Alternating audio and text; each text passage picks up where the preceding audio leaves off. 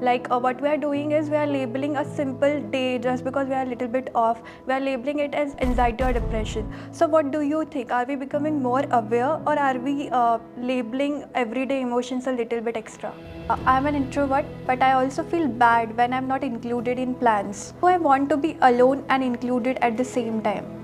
Okay, first thing, introversion and extroversion is a style, is a personality style, which research is saying that it's from.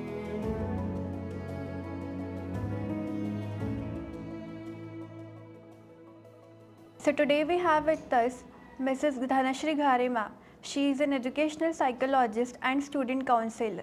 She has pursued her master's degree from SPPU University and an additional master's degree from University of Dayton, USA. Hello ma'am. Hello. Welcome to MicDrop. Thank you so much. To start with, since you have been working in areas like emotional well-being and mindfulness, we would be grateful to understand what's your role within the college. So basically my role is that of a counselor, but what we started off with is we go to every classroom and we make students aware. So basically we teach emotional literacy. So we teach students about emotions, how they are actually useful in our life and how they can actually navigate through emotions so that they have a better well-being in their own life. And in addition to that, obviously we do have the counseling part, where once we introduce students to actual emotional literacy, students then seek individual counseling. They come, sometimes it's just to chat, sometimes it is to understand in depth about certain problems that they are facing, and then they come and talk and try to get solutions. More than solutions, I would say counseling is about creating a safe space where students feel that they can share anything without any judgment, and that is how they come up with their own solution. So it's not like the counselor teaching or training students, but it's more about the safe space being created so that students find it easier to reach themselves. Also, it took me to another question. Like, as far as I know, psychology is a very rare field that people choose. So, what made you choose this field? It actually happened by fluke. So right since school, I always wanted to get into a helping profession, so more related to social work. But back then, we didn't have internet, we didn't have so much of information. So the idea was based on what we saw in movies. And typically in movies, it was if you were a social worker, you had the Shabnam bag and you'd go door to door asking for donations. And that was what stuck with me, although social workers do much more. So I was wrong there. But that's how I kind of thought that maybe I need to learn certain skills. And so I took up educational psychology. The other thing was back then, this is about in the 90s, early 90s. And I was in school at that point. So I was doing my 10th in 93. And that's when I experienced anxiety. So I experienced a couple of panic attacks and I didn't know what that was at that point. Later now, 20 years later, that's when I see, that was a panic attack. So that was also the beginning where nobody talked about mental health. Everybody seemed okay. And you just had to move on from whatever you were experiencing. So I think that also to some extent added to my intention of doing psychology. Okay, that's really interesting, and it is always nice to hear what draws someone into a field like this. And without sharing any specifics, was there any student interaction that left a lasting impact on you or changed your perspective in some way? Every student has definitely left an impact, but just to share an example, there was one student who was sent for counseling because of poor attendance, and he must be about 17 years old. And when talking to him just about, okay, what is the reason, why are you not coming to college, his eyes welled up with tears and he said, ma'am, I just lost my father last month and we just completed 1 month yesterday. And he started crying and he said that it was very difficult. My father was sick for 2-3 months and I was at the hospital with him. His father was a fruit seller, so obviously the financial condition of the family was not that great. He had his mom and younger sister. And when saying all this, he said, now I have to shoulder the responsibility of my family. And to me, that was a moment mixed with sadness, with pride, because looking at this young student's hardly 17 years old and he's talking about taking responsibility for his family, and he was already working a shift. So he used to finish college till 3, go and work at a mall and trying to work for his family. So I think that was something where I learned resilience, and I saw that in his face, where somebody could have just given up thinking, life is not being fair and why should I get an education, I'll just go and do whatever I need to do. But here he was struggling to study as well as to work and look after his family. And I still remember that small frame, 17-year-old, and he talking about shouldering responsibility. So I think that left a lasting impact on me. Oh, actually, ma'am, and that felt so touching and relatable to me because I have been in the same situation at some point of my life. So really, it meant a lot to me. And also, as we are talking about students, what I have seen is this Gen Z generation. We are too aware, and we talk a little more about mental health and all. Means basically we are aware about it. So, but what I have experienced also is that sometimes normal stress or even a bad day, it gets labeled as anxiety or depression. Like what we are doing is we are labeling a simple day just because we are a little bit off, we are labeling it as anxiety or depression. So what do you think? Are we becoming more aware, or are we labeling everyday emotions a little bit extra? I think it's more, both of these, because after COVID we have seen a surge in anxiety and mental health issues. It could be because people became more aware because of the internet, or it could be that people started experiencing it more, as far as anxiety is concerned, shades of sadness are concerned. But also because we are in a era where everything is instant. So even when it comes to emotions, the idea has become that I should never feel negative emotions at all. I should always be positive. And so even the slightest chance of me getting upset immediately, and because you have so many distractions, so it's immediately either scrolling the phone, going online to do your shopping, or kind of calling a friend that I'm experiencing this loneliness which is about to come on me, and I want to get rid of it, or numbing yourself through different kinds of addictions. So I think it's both of these where we have lost that muscle for being able to experience negative emotions in a way. So we label them, and when we label something, it becomes big, right? If I say, "Oh, I'm just feeling upset," it won't matter much.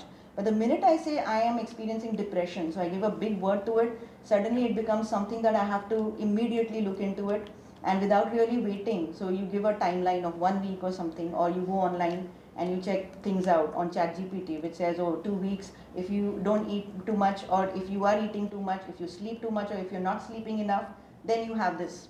And so students are self-labeling them. I get a lot of students coming and talking about, ma'am, I suffer from ADHD. I suffer from depression. And then when you talk, this is where they've gotten their information from. So it definitely is something where people are self-labeling. And because we've created this picture that everything has to be perfect, right, from our ads to everything, we don't have space for these negative emotions, which actually is the problem. Yes. Yeah. I hope I answered your question. Yeah, we are also experiencing this nervousness right now. You can see it. Yes. So also we often hear people talk about like we should have good mental health, or you will be a good person, or you will be happy if you have a good mental health. But I was confused. Like, what does this good mental health actually means? So, mental health and well-being, if you look at this, typically if you ask anybody, they'll say, well, if you're happy most of the time, if you're, energetic, if you have a lot of friends, and if you're having fun in life, then you have good mental health. But in actually, if you talk about well-being and mental health, it's about being able to process negative emotions well. So even if you experience sadness, if you experience loneliness, if you experience anger, how do you work with these emotions? That is one part of mental health. How do you deal with these emotions? And the second part is trying to find joy in your life. So both these make up your mental health. How do you work with your connections, your relationships? So to give you a short way of finding out, there are three things. One is your goal, second is your relationship, and third is your health. So if any of these gets majorly impacted because of whatever you're experiencing as far as emotions is concerned, then that's a red flag. That okay, when somebody is really mean to me and I'm experiencing a lot of sadness or loneliness, and as a result of that I stop coming to college. So indirectly for you, your goal is your academic work. So if you stop coming because I feel alone in class, then, and if this continues, then obviously you need to take care of that because your goal is getting impacted. Sometimes it impacts your relationship. So it could be your parent, you don't talk to them properly because you're suffering or you're experiencing something, and you don't get what you want them to talk. So that is another thing.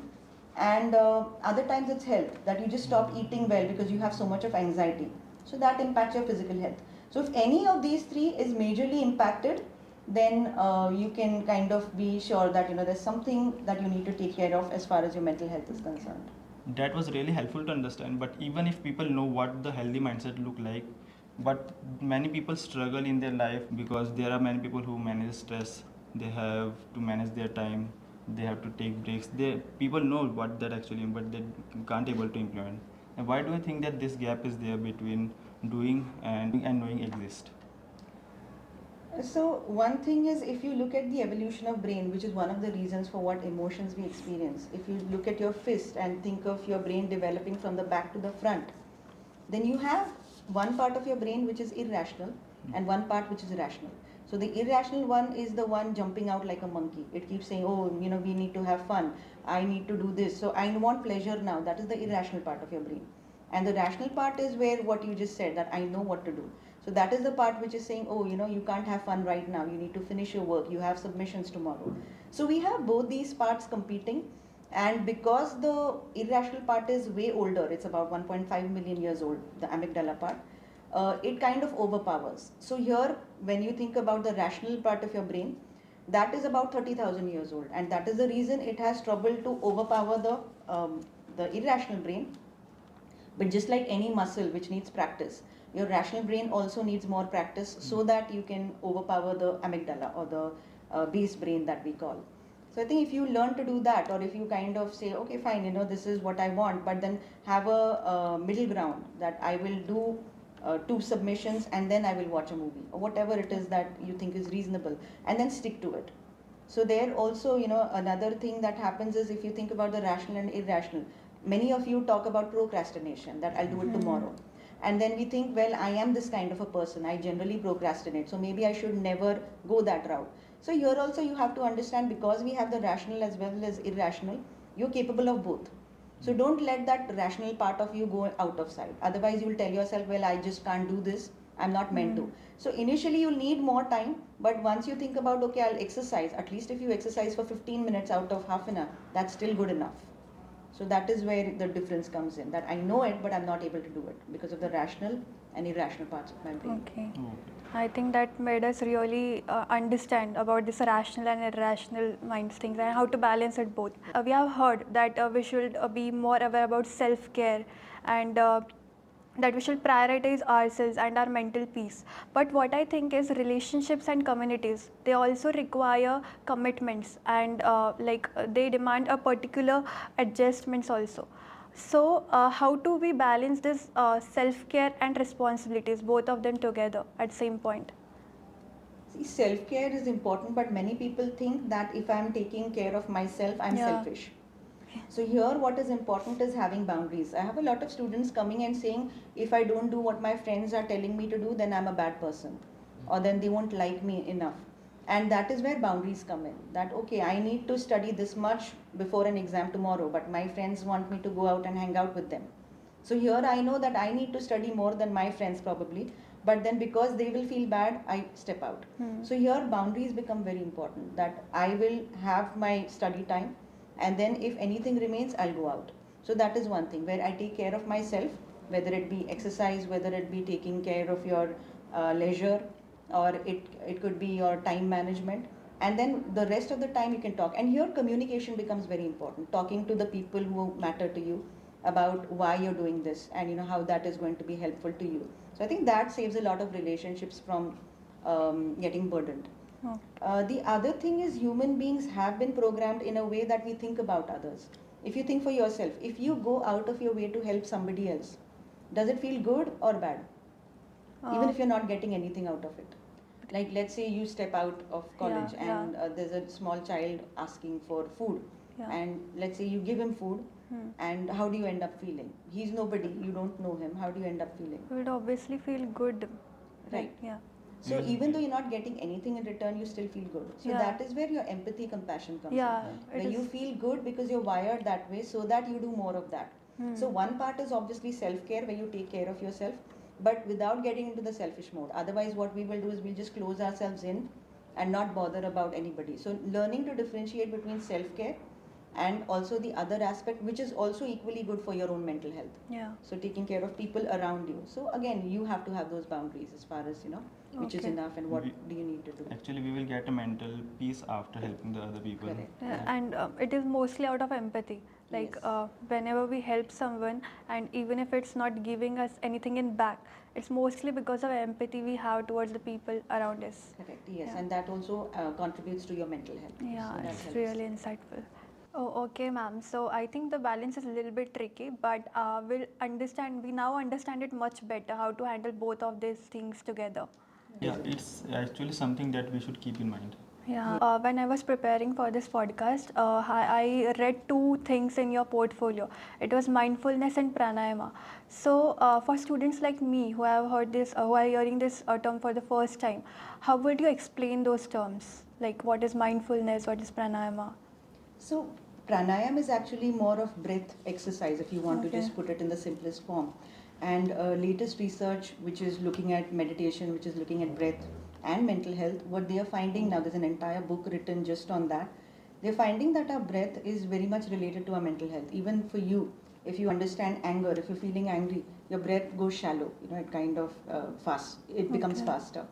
And when you're feeling slow, you kind of keep sighing, as if you're tired. So breath has a strong link with your mental health, and that's why breathing deeply has been connected to having good mental health. So that is about pranayam. Obviously, we're not getting into the nitty-gritties of pranayam. It's way more than what we are talking here. But mindfulness is just being present. So, for example, you're sitting in that chair. If I just tell you to become aware of anything, like either your back or to keep it in simple terms, just your breath. Just focus on your breath and you will realize that everything stops around you and you're focusing on your own self. So, mindfulness is basically being present where you are and being present intentionally but with compassion for yourself. So, there are a lot of students here. Yeah. So, sometimes you might feel either lonely or you might feel ignored. And there, if you just become aware of your posture, you just become aware of your breath, suddenly you are able to stay in that space and with comfort. So I think that is what mindfulness would be. That was really helpful because this type of simple practice can change the daily life of everyone if we implement this properly in our life. There was one of my questions. When you look back at your college years, when do you have faced challenges and other moments, then how would you have handled the things differently? How I would have handled things differently, I think if what research is available today, if I knew about it, I would have taken more risks as far as emotions were concerned, not been scared to go and talk on the stage or in front of people, probably learned more skills. Basically, the idea would have been that emotions are okay, they are there for a reason, they are messengers, and it's okay to feel the entire gamut of emotions. And it's okay to take risks and to fail and to rise up and do things again. So I think that is something I would have done again. So, ma'am, before we wrap up this conversation, to the viewers who are listening to this podcast right now, someone is feeling overwhelmed or unsure about their situation, what is the one piece of advice you would give them that they should remember in such phases of their life? One thing is that you're not alone. Whatever you're experiencing, everybody at some point in their lives has experienced or will experience. So it's okay. That's the most important thing. Second thing is it's okay to be imperfect. We are all cracked pots, which means that we are all imperfect. We have different ways of imperfection, but still we are all imperfect. So once we understand that, it's easier for us to accept whatever we are facing, and then obviously seek help either from your parents or your teachers or the counseling cell in your college. That was really helpful, and I hope that the audience will also get to know that how to handle the various things in their life, and this would be provide a more valuable from the podcast. Now, going ahead, we have a small segment for which we are excited about. We have shared a link with a MMC student and asked them to share their question that they want to ask you anonymously. Okay, so the first anonymous question is, I'm an introvert, but I also feel bad when I'm not included in plans. Why do I want to be alone and included at the same time? Okay, first thing, introversion and extroversion is a style, is a personality style, which research is saying that it's from birth. So we cannot do much about it, but we can definitely learn skills, social skills to kind of get our way through. And why do we feel not included or ignored when we agree or admit that we are still introverts is because there's a lot of shame associated with being alone. There's a lot of negativity when people see you alone, and so cultures also tend to glorify extroversion versus introversion. So somewhere we feel maybe there's something wrong with me if I'm an introvert. But here you will have to, like we said, earlier we talked about the rational brain. So you will have to use your rational brain and keep telling yourself that it's okay to be an introvert. I don't have to be an extrovert to be happy, because you will notice that introverts also have fun, but the only time they don't have fun is when somebody comes and judges their introversion. That's when they start judging themselves, and then the negative emotions start pouring in. So the best thing is to accept yourself the way you are, start from there, and then tell yourself, okay, I'm an introvert, but maybe what I need is just to learn social skills. And they could be simple, like what you people are doing, when it comes to doing podcasts or asking questions in class. So that way you reduce that negative feeling about being introverts, and you learn to accept yourself better. The second one is I always plan to start studying early, but somehow my motivation only appears one day before the exam. Why is it so, and what can I do for it? So one, when we talked about anxiety or all your emotions being messengers. So what this is doing is your anxiety is telling you, okay, you need to study, you have an exam. Yeah. And for a lot of Gen Z students, the anxiety doesn't come till one day before. That's what I have realized. So I think it's that. So what you again have to do is bring your rational brain into a picture, and then tell yourself that, okay, even if my anxiety comes one day before, I need to be disciplined and start working on it maybe 1 month or whatever you think is right in advance, and start working on that. So getting that discipline in, and discipline doesn't come with motivation. So it doesn't, you don't have to be motivated to do something. Think about your own mothers when they cooked food for you in the morning, making your dabbas. It's not like they were motivated every day. They just looked at it like, okay, I have to do it. So same thing, whatever you think you have to do is your responsibility. Put it in that box and say, okay, I have to get this done, irrespective of whether I feel motivated or not. So motivation would be an added, advantage. But if it is not there, you can still work and you can still continue with studying. Third question is it's something we all can relate to. Is it normal to think about the conversation again later and feel like I should have said something smarter? Yes, again, coming back to the same thing of emotions, because when we talk about mental health, emotions are a big part of it. So emotions of shame or emotions of anxiety will make you question, did I say this right? Should I have said it differently? So in this way, if you take this just as learning that, okay, fine, next time I will do better, I will say this instead of that, then that's great. But if you kind of put yourself down and you constantly say things like, oh, I'm no good, I shouldn't have said that, I am useless, then you're kind of getting into the problem of mental health issues. So that is where you need to draw that line, that it's okay to make mistakes, you learn from mistakes. So till then that messenger works great, that okay, what I learned from this anxiety is that I should say things differently. But going beyond that, be wary of shame. Don't put yourself to shame just because you did something wrong. We are all work in progress, we are all imperfect, so it's okay to learn, it's okay to fail and change things again. So that's it. So ma'am, as you guide the students about how to handle bad days, so do you also have such bad days? Yeah, definitely. Anybody who's a human will have bad days, will have days when their mental health goes up and down. So that's a given. Yeah. So how do you handle this, and what do you do for your mental health? So one is, we all need to have glimmers. If you've heard of the term triggers are some things which lead to stress. So trigger might be somebody saying something to you. So that causes more of a negative emotion.